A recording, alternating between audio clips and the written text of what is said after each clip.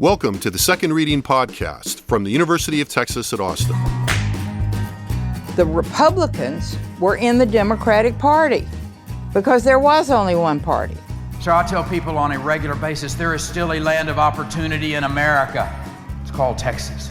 The problem is, these departures from the Constitution, they have become the norm. At what point must a female senator raise her hand or her voice to be recognized over the male colleagues in the room?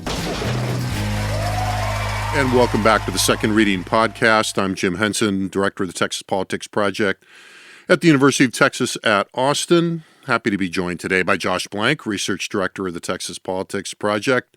Josh, are you ready for the first day of school on Monday? Well, let's just say psychically. Psychically, I think I'm ready. Okay, we won't go in the other direction. Psychically, I'm ready. Pending our afternoon meeting. So I say as I stare off into the distance. Yeah. You got a little, glassy eye. A brief there. moment of the look of the hunted, as our old friend Joe Tenbars used to say.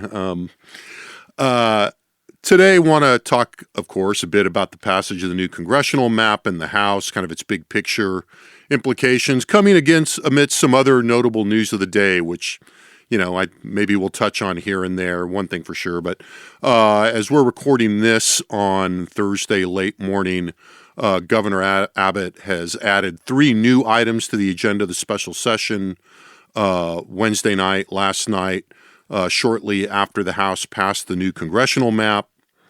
Then this morning, Congressman Chip Roy tossed his hat into an already crowded GOP primary race for the Attorney General nomination in the wake of Ken Paxton looking himself to move up to the U.S. Senate.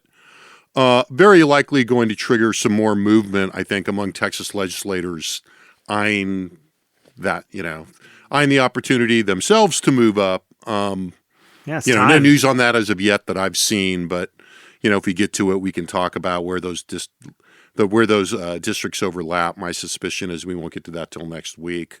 And also, if we have a second, and again, this may have to wait, but Texas Southern also has some new polling out with various things in. I haven't had a chance to look at it super closely. Kind of a deep dive into the Senate. I mean, the Senate races as it stands. I see this races looking at the primaries and name ID among some of the candidates. Name ID and some trial ballots. I would say, and on the name ID and the trial ballots, large numbers of people undecided in those trial ballots, which has been the pattern so far. Right. But some fave unfave in there that I think is probably a little more telling and a little more useful in that.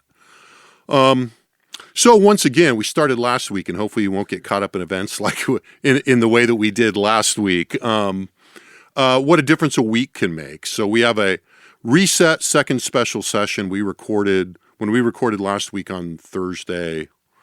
We got out of the podcast, for those of you that didn't listen, to find that, why we were there, the Democrats had announced that they were going to come back, et cetera. So since last week, the Democrats have returned, and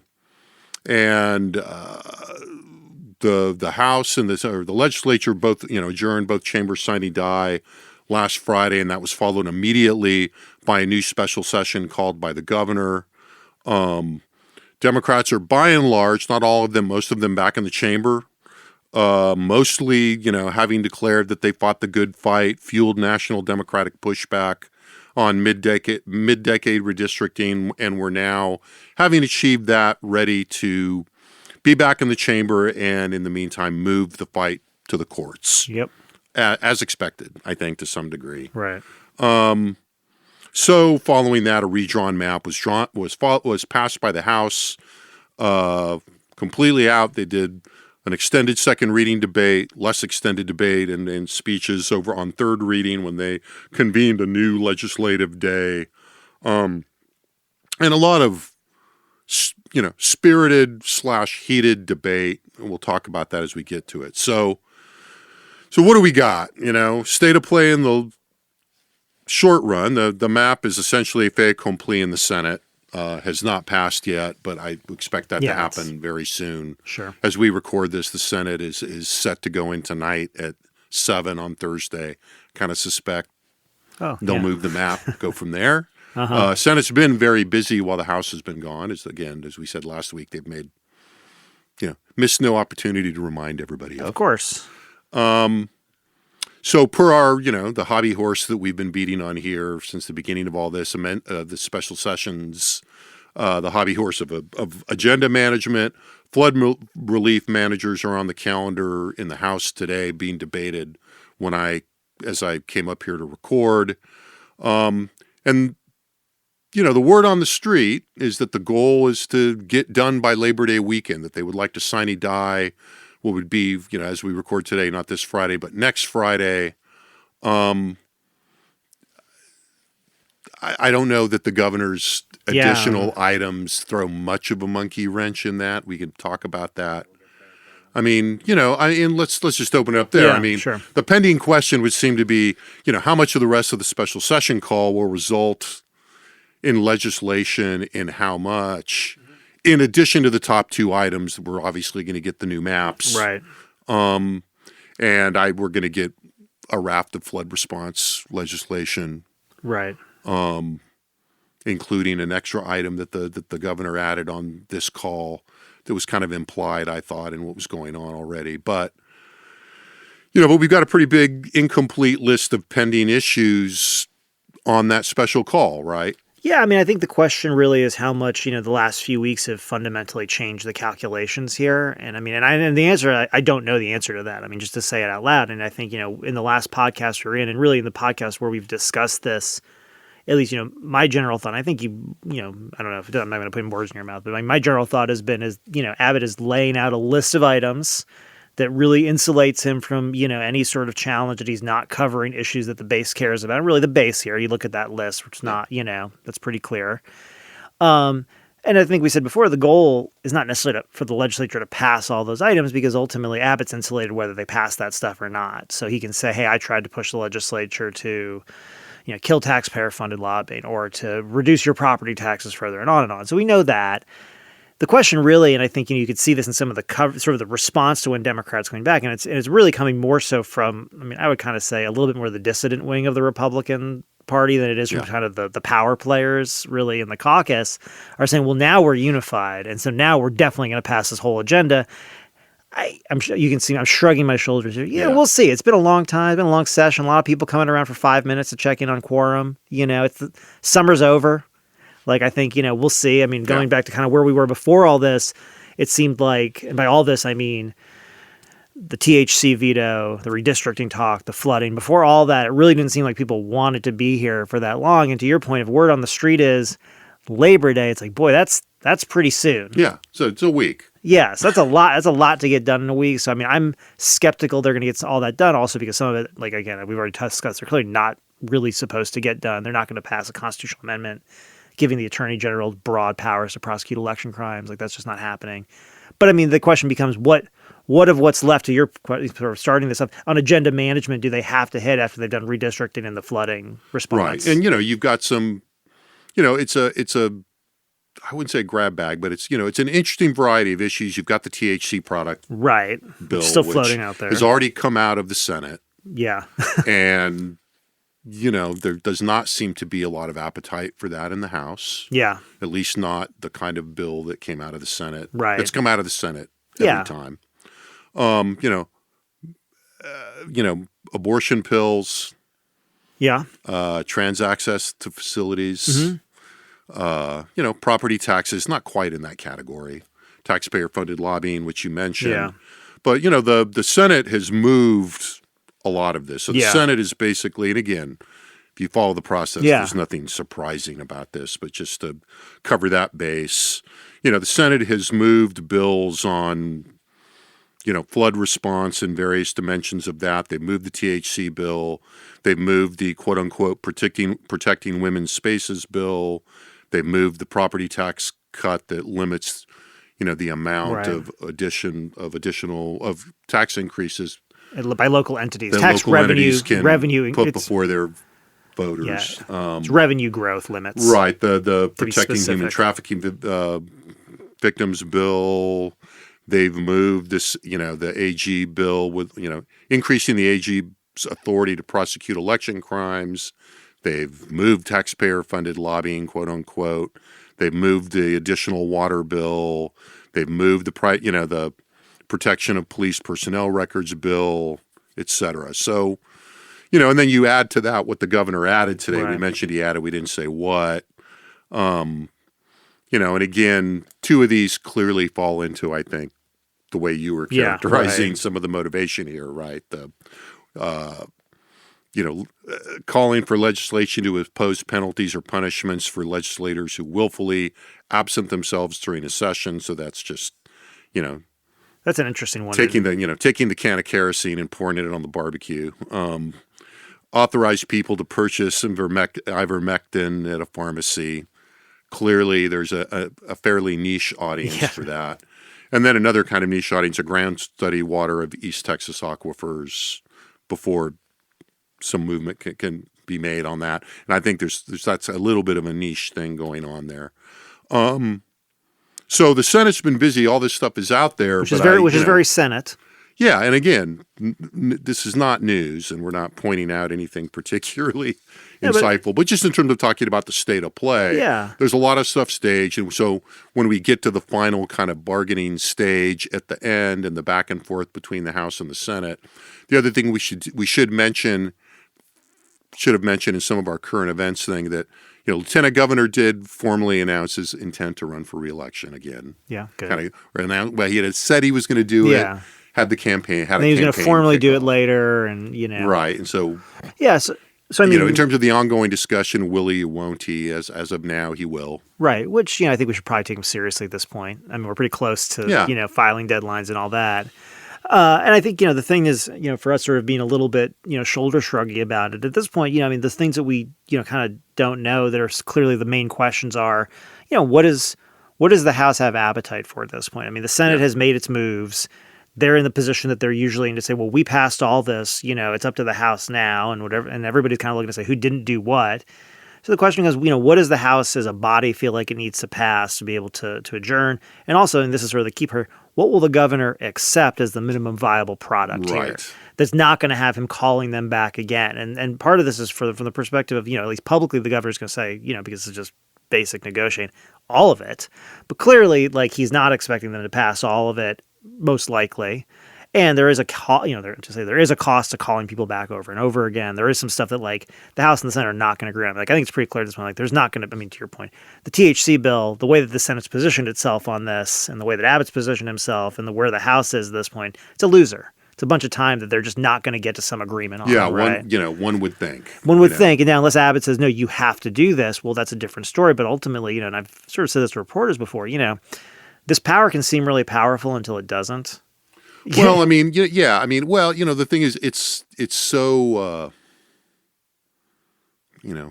going back to the, kind of some of the basic lessons. Yeah. It's very contingent on timing. Right.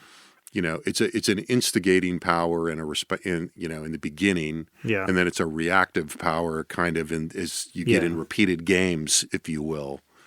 And it's just unclear how much stomach people have to keep going. Right. As a baseline, the governor's going to have more stomach for it than the people that have to show up and do it. Right. But at some point, there are diminishing returns to continuing to call them back. I guess would be a way to summarize that. And especially in political terms. and especially given the fact that Abbott can still benefit off the things that they weren't able to accomplish that he pushed. Yeah.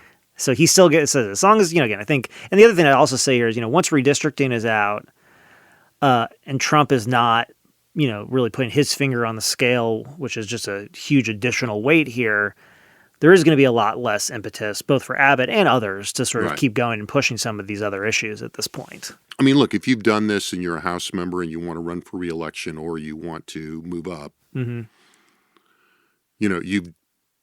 you're on Donald Trump's good side right now after having passed the maps and done some of the things they did during the regular session that he was interested in. Cash out. Right. Right. Take your gains and, cash your chips in and let's go. Should we turn to redistricting a little more fully then? Yeah, I think we should. Yeah, let's talk about that. And, let's talk about, we want to kind of ease into some big picture questions. But, you've thought a lot from the beginning about I mean, we had the uncertainty theme. Yeah. That's, in some ways it's the defining theme of the podcast, maybe. But right. We talked about that a lot last week and a lot at the beginning of this whole thing. And there's still a lot to be determined what can be accomplished in electoral terms with these maps. Yeah. And that goes for California and the other maps too. Well, right. I mean, so there's a Texas story here, then there's this sort of national story, right? And I mean, I think, this is just, this is just us and kind of, there's a short-term kind of, effectiveness of the thing in this immediate sense, which is this election. And then there's sort of, whether that's, again, that's not an assured. And then there's this longer-term aspect of this, which is, what, which we'll get to, just sort of, what does this foment down the line in terms of some of this? And so I mean, just thinking about, right now, the interesting thing to me is, and I'll just say, I've been looking around at this, and there's a lot of ways you can look at this, and I've talked to different reporters about this, and, I think one of the things that a lot of people do is they look at the statewide vote share as sort of a baseline to kind of think about representation, but the thing that you find is, given the political system we have, the actual, representation in most states is out of whack relative to the partisan distribution. So just to level set a little bit, it's not unusual to see a state that is, considered to be largely Democratic or Republican as like a 60-40 state. And then you look at the share of congressional districts that are for one part or the other, and it's usually closer to 70 or 80%. And that's true if you look at Democratic states, it's true if you look at Republican states. One of the most, honestly, I think, I don't know. I'm not even convincing isn't right because I don't really have I don't have an outcome in mind. I don't really care personally. But one of the most compelling arguments I thought, in terms of this whole debate here was to say, Texas is actually a lot less gerrymandered than some of the other states when you look at the difference between, like how much that vote share is being maximized in right, seats. some measure of overall partisan balance versus. Now look, nonetheless, Texas is still considered like an F, in terms of gerrymandered states, in terms of the way that things have been done. If you were to compare it to like just a completely a map drawn with no consideration of partisanship or anything else. Yeah, if you don't curve the grades, there's very few A's and B's probably. Exactly, and that's the thing. And so that was sort of the most interesting thing about this. Now, I think what ends up happening here is I think there still is a question that, and I think the maps are convincing on their own, I think, to say that it looks like Republicans can pick up these 5 seats, but it's very still much dependent on the idea that they've been increasing their numbers in a consistent and durable way with some key groups in the electorate here in the state. And the thing is most of that growth took place while Democrats were in the White House, and in particular, a very weak Democrat in Joe Biden. And so it's kind of, it's one of those things, and people have already been pointing, they look at some of our data too and say, boy, that sort of negativity among Hispanics in Texas towards Democrats really peaked around October, November of last year. And it's like, and it's kind of reverting back a little bit into more of a normal state. And we've got to, I should say, we've got to, I'll remember, I think I put this, we probably posted it with the podcast, but for those of you listening on a platform, if you go to our website, with one of two things, we'll add the map of I think it's trend and favorability ratings among Hispanics, favorability ratings of Trump among Hispanics in Texas. You will either put that in the post for the podcast, or if you just go to our search tool, one of the search tools, and type Trump favorability trend, it will come up. And you'll see a tab that says race, and hit that, and we've got the Hispanic data there. Yeah, and we'll come back to this when we talk about the public opinion back, but there's a lot of assumptions going on underneath the surface about the I would say the state of the law and what is acceptable and what is not acceptable. I think there's a lot of assumptions underlying this about trends and trajectory and sort of partisan preferences of different groups in the electorate that I think is suspect. There are two different dimensions here, and I think let's put a pin in the judicial for a minute. But to close out the electoral thing, look, you've been making a point all along that the baseline of 2024 in most of these districts is going to show a bigger Republican advantage than the baseline in 2022. Right, which is arguably a better gauge. Yeah. Right? It's not. And I like your reticence. And strongly arguably. Well, no, I was going to say, when I like that, and you're, to the extent you're being, a little bit reticent, you're saying that you're almost saying arguably, but also it's not, but not in the ways that would make you think, 2024 is irrelevant. Yeah, right? well, I was gonna say, not in the ways that would make you think that 2022 is necessarily the best case either. I mean, part Right. of it, and that's part of. I mean, what's interesting about this is that there's a certain amount of expectation about durability in the trend based on a very limited set of data points. Right. And we talk about this all the time. This is stupid, but I'm going to say it anyway. You can't draw a line through 2 points and call it a trend. It just doesn't work that way. Yeah. Go look it up. I'm not going to explain it via a podcast because it's not as good without drawing. But you can't do that. You need at least 3 points in it. And there's a certain amount of this that's relying really, really heavily on 2 data points in which the national environment was heavily in favor of Republicans. And the question is do we think in 2026 the environment is going to be heavily in favor of Republicans, or at least in a similar, an average of those 2 years is going to be different than that? I don't know. But it just seems like there's so much. I think your point is really good too. Is when you're looking at these maps and you're reading these news articles, and it's like, well, this is what it would be like if it was 2024, and it's like, yeah, well, it's maybe, but it's also not 2024. Right. So it's both. It's really the problem is on both ends, right? Yeah, it's the uncertainty going forward, and it's just the uncertainty in the baseline itself. Yeah, now look, I do, and they're linked, and I do think, and this is just to say, I do think that the nature of those maps and the nature of the advantages that have been built into them for those Republican candidates, presumably, is should be pretty insurmountable. And I said with you hear it in my voice, it should, and so I don't want to sit here and say oh, they're not going to get the 5 seats that they drew, if those seats get carried through and the courts agree and all that kind of business. But I do think the idea that there's not consequences, both politically, but also, the other piece of this is just, because this is obviously part of a national discussion. We'll kind of come back around to this in a little bit, but it's what if Texas goes and does all this and Democratic states do all this, and in the end, the wash turns out to be it's like a +2 Democrat net on everything. Right. Then you did all this, and what did you get? Well, look, I think what they would probably, to take the position of the fierce advocates of mid-decade redistricting would probably say, well, that's why we're doing it, right? Because it gives us a chance to build some margins somewhere, even if we're reducing them. It's generally a recalibration. Yeah. And and look, there are different ways of setting your baseline for this. Right. Not the baseline, but setting calibrating your measure for this. Yeah. And I've seen different ones. And, the general pattern does seem to be that the 2022 many of the 2022 margins would be that of the existing Republican favorable district would be tighter. Yeah. To be expected almost automatically by logic. Yeah. But there are very few that are, this is just, I know you took a random, there are very few that leave these districts at worse than about +5. Right. I think even in 2022. Right. Yeah, so, so that's all kind of floating out there. But, broken record, but, I have no idea what the electoral environment's going to look like in November of 2026. Yeah. Honestly, you think about the things that that we know voters respond to, or that are predictors, presidential approval level, views of the economy. Right. Full stop. Yeah.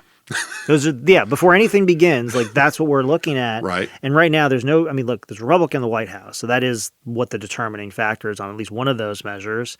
And, it gets exacerbated by the other. And so, I think that's sort of the thing that's floating out there for me is, you're doing all this and, it may generate the national outcome that is wanted, but it may not.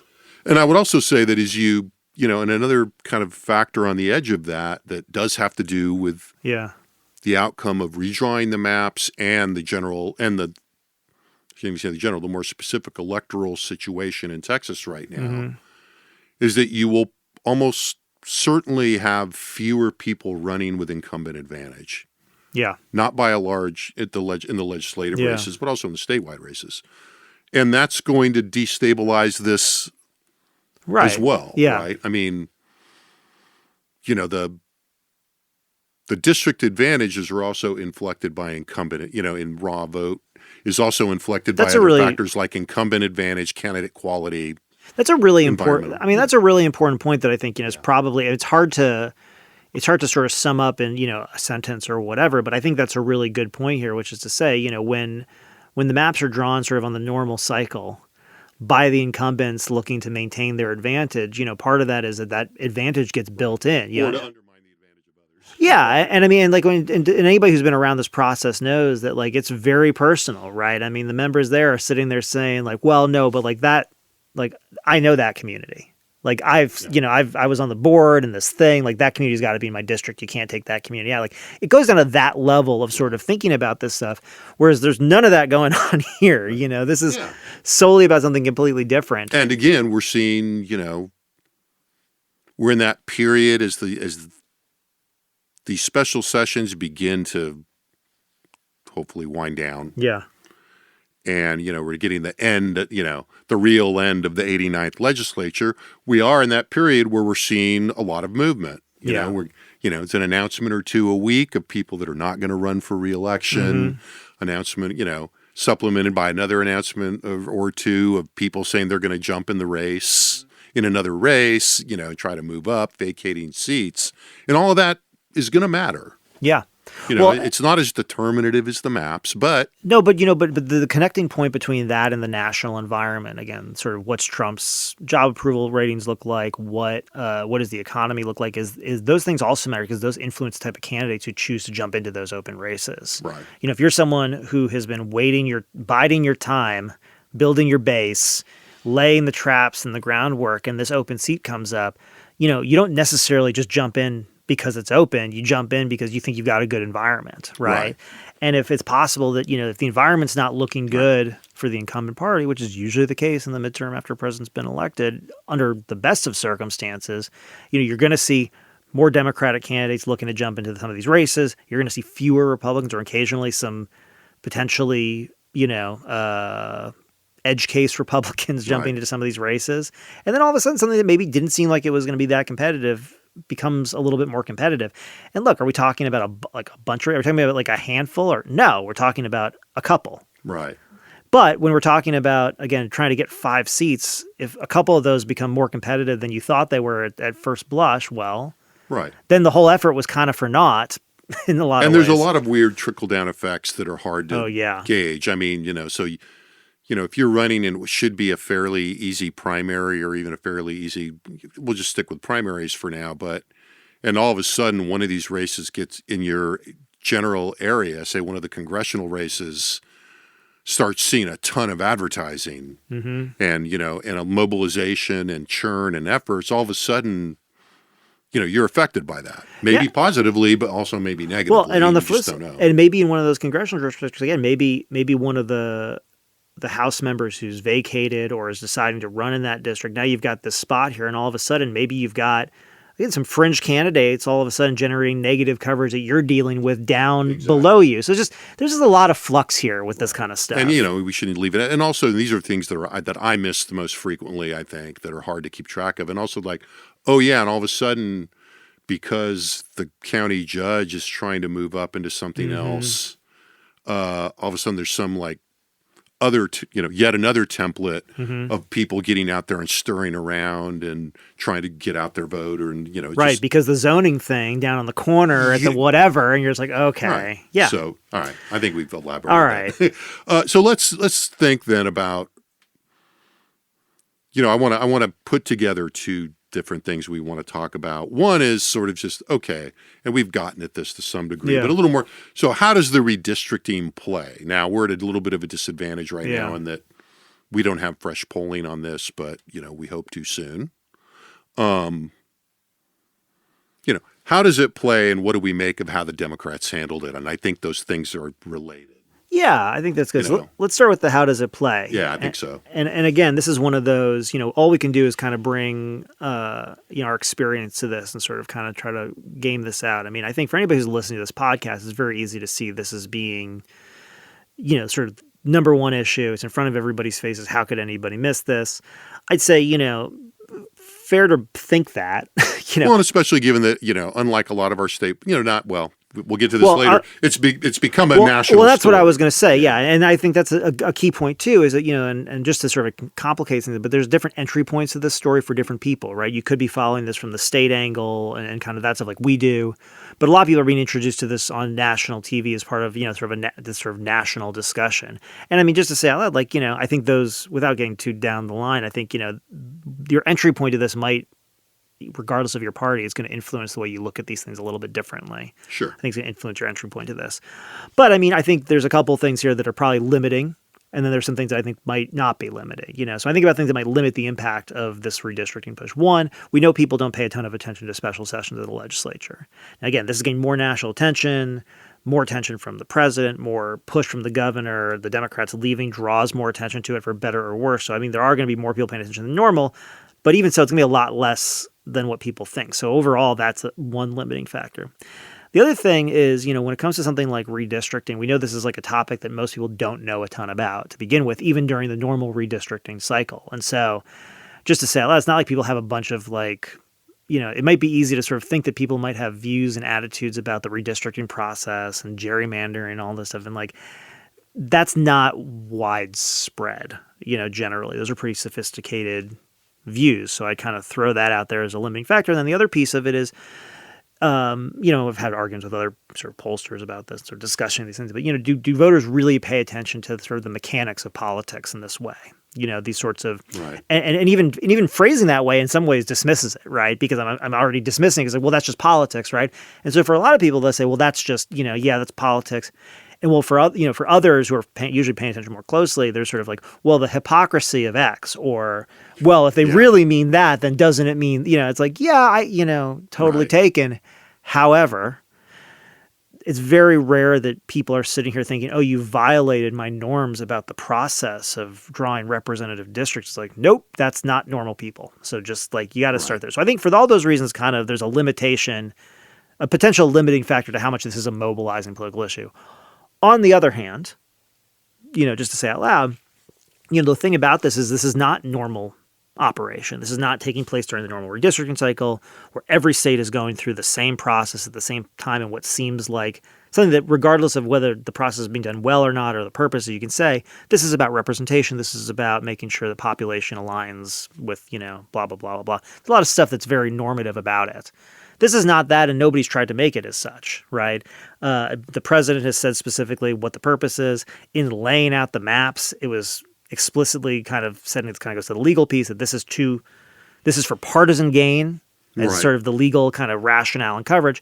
Now, how the voters react to what is being essentially clearly stated and presented as a political activity, whereby, say, representatives are drawing the lines for the voters, in the middle to affect the next election, I think that's an open question because we haven't seen that. And so to the extent you combine higher than usual attention with sort of really no attempt whatsoever to hide the purpose of it, it's going to be interesting. Now, I think so often we see that, the question's going to come down to, well, is it going to advantage your party or not? And if it does, you're okay with it. And if it doesn't, right. you're not.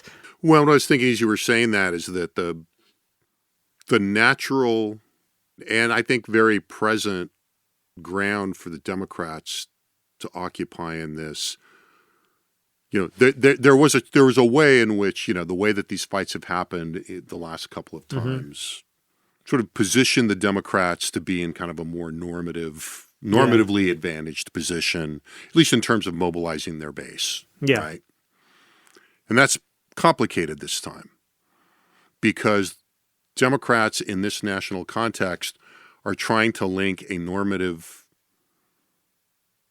overarching argument to a more pragmatic tactical strategy in terms of what is going on with, this discussion of, look, our position, our baseline position is that we prefer nonpartisan citizen, redistricting board or something like that. But right now we can't do that. And that's just been highlighted by the California move, which is going to say, we still believe in our superior normative position, but we need to take a time out because we've got it, because of the higher priority of responding to our opponents and, preventing Donald Trump from centralizing power further. And in the way that you're posing that, I mean, it really brings out just how complicated that is. And also, for all the things that are changing, it does enter a dynamic that we talk about in here all the time, which is, mass opinion being driven by partisan opinion leadership. Yeah, I mean, and elites. Yeah, right? And that is playing out in a way that makes it hard. I shouldn't say it makes it hard.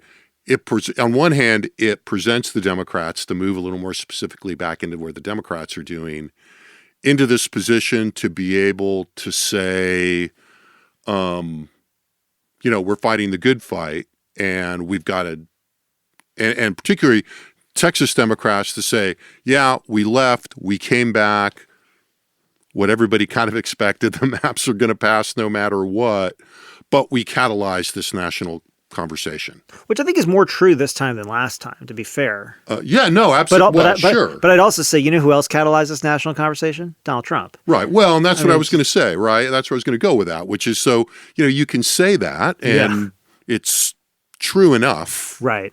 Right. But it also is happening in a context that's pretty difficult to manage. And so I think, and I guess the point I was getting to, so when that all shakes out for all the complications and all the differences, and your point about going, well, and who else, is that we are back to kind of some of the fundamentals of, the mass public relationship and the dynamics that we kind of, at least you and I think, more or less believe in here, which is you got this complicated thing in a very crowded environment. You've got people paying a little bit more attention, but it's still a pretty complicated thing. And so what are we seeing is probably, Democrats more or less accepting the arguments that their leaders are making, Republicans definitely following the arguments that Donald Trump is making, because Republicans have an advantage in this, in that they have one major focal source of both opinion formation authority and real political power driving the process, and Democrats don't have that advantage. Yeah, and I think, I think what is, and just sort of just thinking, if you listen to you talk about it and thinking more about the public opinion dynamics, I think the one thing that makes this... And we should say we don't know, and we're going to see. Yeah. One of the things that I think makes this a little bit unique is the fact that, this is a story that, depending on where you live, has a local component or state component and a national component, right? Yeah. So on the one hand, you're fundamentally, whether you're in Texas or California or wherever, you're fundamentally changing, the nature of representation in your state, but you're doing it based on a national political fight that's going on that really has nothing to do, in a lot of senses, with the nature of that representation.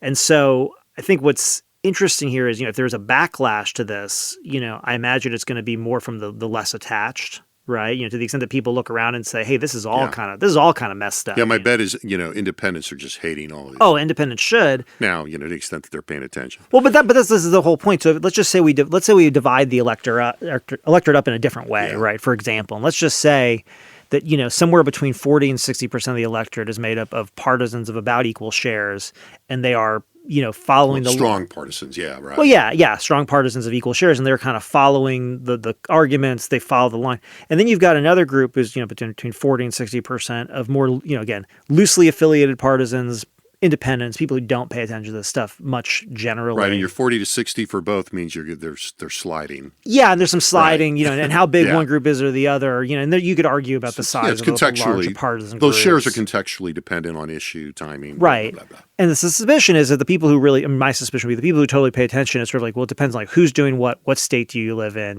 kind of which side of this are you on. For the rest of the people, you could see there being some amount of, disgust, aversion to the whole thing, and to some extent, those are the people who would push for a change, who would say, this whole system is screwed. We really should be doing independent. The problem is that those people aren't engaged enough. The people who are really engaged with this stuff are the people who are going to say, well, look, this is what the president needs to enact his agenda, so we're for this, or this is just so the president can enact his agenda, so we're now for the exact same thing we were against, and so therefore, and then you're in this stalemate. And if you're the partisan politician sort of sitting there, you're kind of stuck, because really it's well, do I really want to give up power? When the answer is, first of all, no, I don't. I'm not going to give the power to draw my lines. But also, the most committed partisans, the people who vote in these primaries, probably don't necessarily want me to. That's not where the push is going to come from. Right. And so it's kind of like, I mean, it's sort of to the extent, you're kind of watching and like, oh, where does this all wither? It's like, yeah, probably the people who are already dissatisfied are going to be a little bit more dissatisfied, but they're not driving this anyway. Yeah. I think that's fair. So, I mean, more specifically on the Democrats, how do the Democrats emerge from this? And I'm not sure. I think part of it is we're just going to have to see. Yeah, I mean, I think one thing that I want to go, before Texas Democrats. Yeah, before we evaluate that, I mean, one thing I think I should say, we talked about this before, is to the extent that this, that they quote unquote failed to stop what was pretty hard to stop and almost impossible. I think it is notable to say, getting 50 people to leave their homes, leave the state for multiple days with different assessments of what success might look like, different resources, responsibilities. That's a big collective action problem. And so just to say out loud, it's not like the Democrats, I think, it'd be easy to kind of sit there and be like, well, yeah, so whatever, they ran off for a couple of weeks, came back, good job.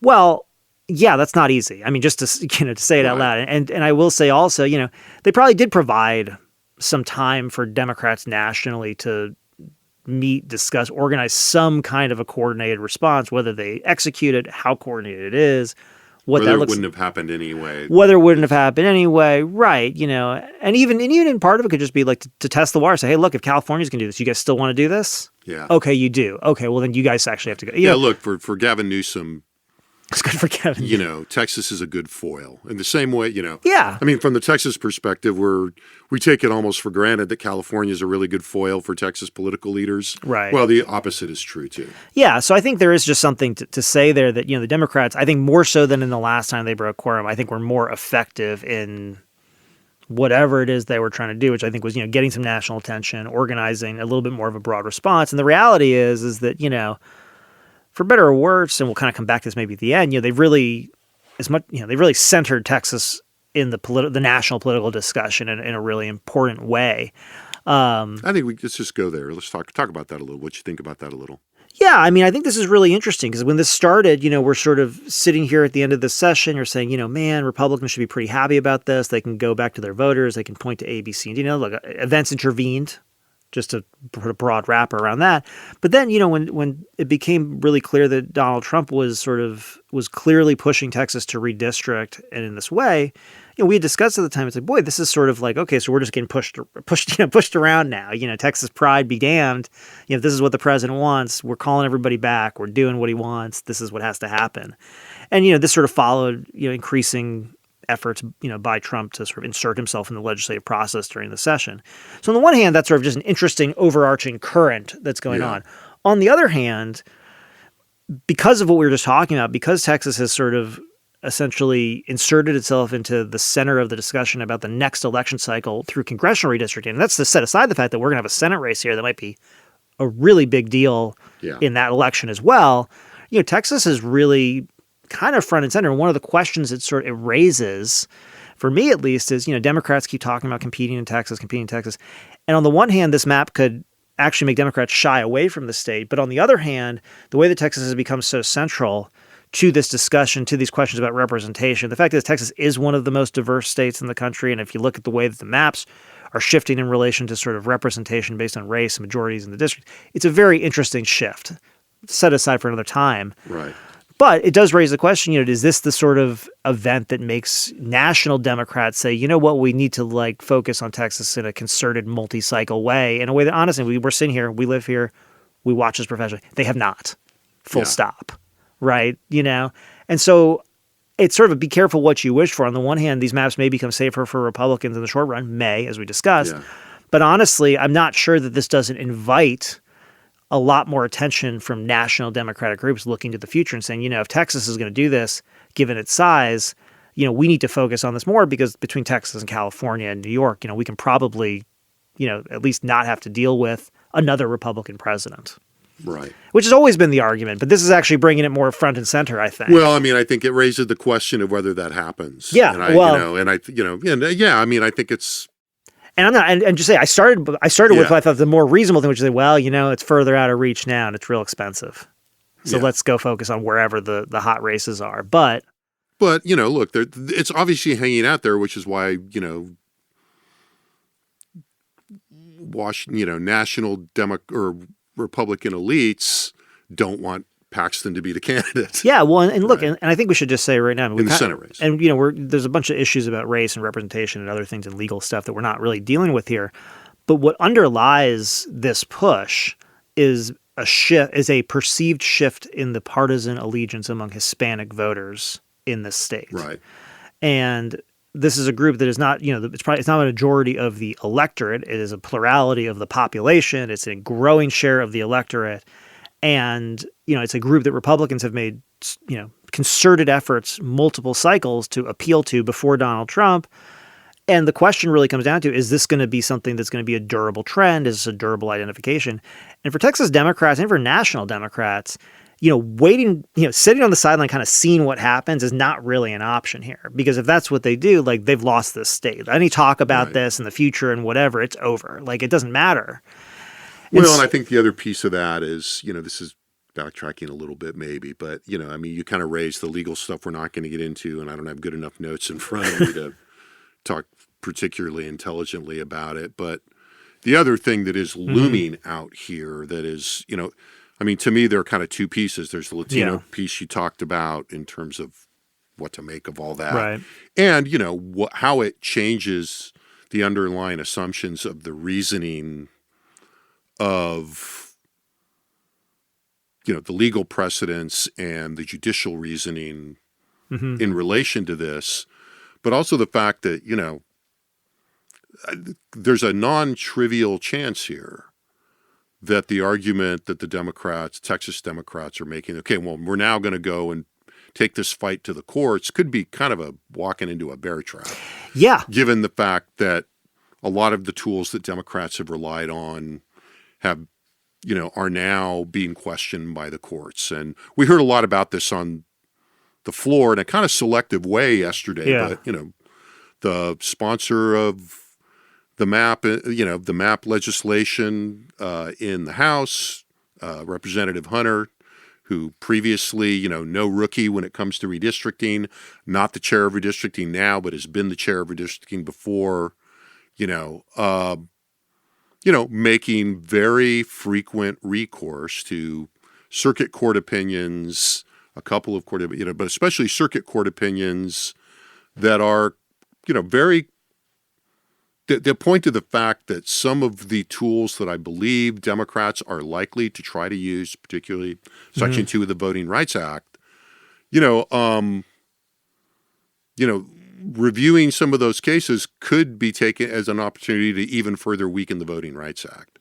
Yeah. Right. And so if you take that battle and you lose those fights, it's also, I'm not saying they shouldn't make them, it's what they got, but this could really go, the opposite direction. Right. Once these legal battles really unfold. And it's not, we talked last week about the intermediate factor of all of that judicial uncertainty and potential transition and thinking about these issues could also wind up delaying the primary. Yeah, and I think, we could spend a number of podcasts just talking about sort of, I think, the nature in which, sort of attitudes about race and group identification and groups are, in a really interesting flux space right now, and subject to the sorting and polarization, and subject to a lot of the time. And I would say, and the thing I would point out is, I think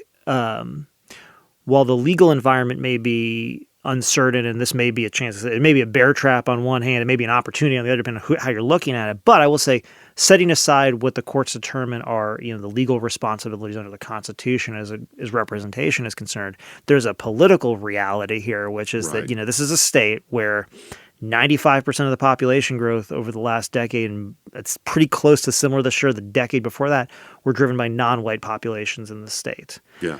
And the effect of the last round of redistricting was to create more majority white congressional districts. Right. The effect of this new round of redistricting would lead to the number of majority white districts going from 22 to 24. So set aside all the legal stuff and what the Constitution requires and what is a discriminated against group and how we think about that, there's a political side to this, which is to say at some point, even though, I think there's an effort, and especially on the right, to move away from discussions of race as we've known them into a newer frontier on this. Yes. Some of that is wishful thinking, and it's hopeful that this is self-fulfilling, that if you kind of keep going, then we'll get there. But the reality is that maybe you do, maybe you don't. And it could be the case that as you kind of go and sort of, again, you start to do the accounting, as you say, let's look at the receipts. And it's like, well, here's where all the population growth is coming from. And by the way, the congressional districts have gotten whiter and whiter in terms of the majority, the majority white populations in them. That's just something that you might have to answer for. I'm not saying you're going to. Well, I guess my point is that the jurisprudence is leaning in a direction that says, listens to that and goes, yeah. Not part of the conversation anymore. Totally. And that's exactly right. But all I'm saying is that, just as much as we're not there yet, but that's the direction. Well, and I was saying just as much as voters aren't sitting here listening to the specific, looking at the specific way they've drawn new district lines and who's, district, they're also not listening to the jurisprudence. They're just asking whether the system is fair and is working and is representing people well or not. And we already know that attitudes are pretty negative. So I just think, there's an accumulation here when you start to sort of, again, go so far into the shamelessness category. And I say, just in terms of politicians, just saying whatever, we're doing this for political purposes. So what? We're not doing this for representation. Yeah, no, well, and I don't know how much of the debate you saw yesterday, but that, it was... And shameless in a norms surprising, perspective. But it's striking. And I'll even set aside shame or not shame just for the moment. Okay. And I have a hard time doing that. Yeah, sure. But I'm doing it for analytical purposes is... the discourse is, this is political, supreme and partisan. That's exactly why we did it. And as far as we're concerned, the jurisprudence says that. Yeah. That's fine. And, as you're talking about, I think, the struggle that we're getting at if we turn it to public opinion to me is there's two pieces, right? Yeah. There's the piece you're talking about that we know people are unhappy with institutional performance, et cetera. We also know that there is a large number of, as you put together in a public opinion lecture for our course a couple weeks ago, people in ethnic groups, including ethnic and racial groups, including and perhaps most significantly white people, tend to see themselves or their affinity groups as the ones that suffer the most discrimination. Right. It's the objects. Right. As the object of discrimination. Right. And those two things are clashing here, are interacting in a way that is being mediated, I would say, by partisanship and polarization. And that's why I am,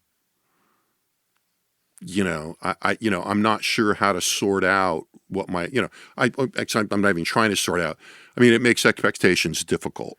Yeah. In terms of the public opinion and the political response. Yeah, I'm going to say, I'll say two things in response to that are slightly contradictory, but I agree with you in general, which is to say, I think what we're generally saying is that we have to assume that all of this is going to be moderated by, on the one hand, partisanship, on the other hand, low degrees of attention and engagement in general. And just to respond specifically to something that you just said, but a little bit, which is a little bit in contrast to that, is say, yes, I think it's funny. They can do what they want, right? They can point to the court. They can, point to and they can say, this is fine. This is what we're doing. And I sort of think about the reality dating shows I watch with my wife where, these people go off and they go on a date and then they come back and it's like, well, I'm just on this show. It's like, yes, you are totally in your right to do that per the rules of this show. The person you're dating right now also is in their right to react however they want. Right. And that's the thing here. It's like, yes, we can point to jurisprudence, we can do all that. But ultimately when they come back and say, yeah, we just decided to change the rules in the middle of the game because we wanted to, because we were told we could, and it'll advantage us. Some people are going to react negatively to that. Now, they may all be Democrats, and it doesn't matter. But I think that's kind of where I'm at as a public. I'm kind of, well, what is the water's edge on that? And I said, and that's what we don't know. We don't know. We just don't know yet. Well, I think so. Stakes. I don't know exactly how to sort out how we think about where this is going. More than we already have. But it feels to me like the stakes of this, there's the intermediate stakes, which are already big, Yeah. right? Like, if you just go back and listen to what people are telling you and people are saying, Yeah. the stakes are Donald Trump does not want to lose one of the chambers of Congress Right. because he sees it as a threat and not in his interest and not serving him. And then and this goes to, our talk on the drive-in this morning.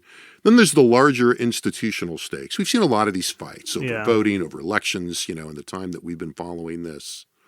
Go back even a little further before we were so directly involved. It's not, to go back to our cliche, elections, rules, voting rules, inherently political. We shouldn't be surprised by this. Right. Adopting the norm that in a state where there is one-party rule, you are free to redraw the maps to your advantage in between censuses seems to lead us to a very problematic place, given our assumptions about how the institutions have worked and the way I think we want them to work. Yeah. And I don't know where that's going to take us. And that in conjunction with gridlock and the paralysis, the combination of paralysis or, one-party dominant government at the federal level for the moment, I don't know how you get out of this really wreaking havoc on the system of representation in the House of Representatives. Yeah. I mean, I just don't. I'm not going to tell you because I don't. Yeah. I mean, and I don't know, but Yeah. As I told you, we were joking. I kind of woke up this morning wandering around the house, drinking my first couple cups of coffee going, maybe it is time to just call it what it is and go to a system of proportional representation. Yeah. Now that's a half-baked whatever, but I mean, I think this has this really breaks the way the House of Representatives is designed to work, it seems to me. Yeah, and it's crazy and wild-eyed as you purposefully set out that proportional representation comment. It is the. I don't think that's the answer, but I think the question is the right one. Yeah, but it's or necessarily the answer. But the thing is, we're in a moment where the failure of institutions to be responsive has been an ongoing issue. The lack of trust that people express, across the political system and across multiple other types of institutions is pretty remarkable. And I think, importantly, I think the thing that makes it, not entirely impossible, which, my initial thing is, status quo is very strong, it's hard to change, blah, blah, blah. But the one thing that I think, that we sort of have been talking about again offline that sort of makes it, more possible, if not possible or likely, is sort of this overall de-alignment between the parties as we know them and sort of the electorate in a lot of ways that we think of traditionally. And whether, you think of that as sort of the movement of the Republican Party sort of into whether you want to call it a new brand of conservatism or, there's all kinds of terms we could use. I'm not going to try to define it here. I got this thing about this political spectrum you might find helpful there. Well, I know what term you would use. I'm not going to use that term right now. But anyway, there's a lot of different ways you could describe that. But I mean, the other side of this too is like the Democratic Party is in the toilet. It's not like it's clear what they're standing for, what theirs and who their leaders are. And there's clearly a de-alignment there too. And so when you're thinking about and even if you want to go even simpler, you're talking about Republican appeal to blue collar workers and Democrats now relying on college educated voters. This is the things we're talking about here taking place, but these are all little slices of the electorate. This is all to say that to the extent that the parties are not reflecting the electorate well at the moment, potentially, and I say that, as a potential thing, or they're moving away from the way that we understood them, it does provide an opening for institutional discussions for these kinds of things. For someone to come along and say, I'm not like one of those Democrats because I actually think this, and what we really need is, and I would say in some ways, it's a more direct discussion than, Donald Trump's a threat to democracy. It's like, great. That's not like doing anything. But the question is, well, what do you mean? I mean, like we're redrawing congressional districts every 2 years. Yeah. In multiple states. We're basically saying in principle anyway that unless you already have, look, people are changing their laws and their practices, so even that is gone now. Yeah, we're saying it's basically, hey, if you have enough control to do it, you should draw the districts in a way that, benefits your very sorted, increasingly homogenous party. Yeah. And it's that That's piece of it. That's what leads me to go, if we're going to do that, Yeah. then we need to move to a different, Yeah. a different institutional interface if we're going to have a more homogenous system in which party elites and elected officials are communicating to their partisans. Yeah. That their number one expectation should be a responsible party government. Yeah. Then if we're cultivating those expectations, but we're running the selection and representation system based on a whole other set of expectations. And individualistic campaigns. That's broken. Yeah, it's broken. Right? That's just broken. Right. Right. So with that, on that happy note, thanks, Josh, for being here. Thanks to our crew, as always, here in the audio studio in the Liberal Arts Audio Studio and Liberal Arts Development Studio at the University of Texas at Austin. Most of all, thanks to you for listening. And I think we'll probably be back for another podcast next week. Heck yeah. 3 in a row for the first time in a while. So thanks, y'all. Have a good week and be safe out there. The Second Reading Podcast is a production of the Texas Politics Project at the University of Texas at Austin.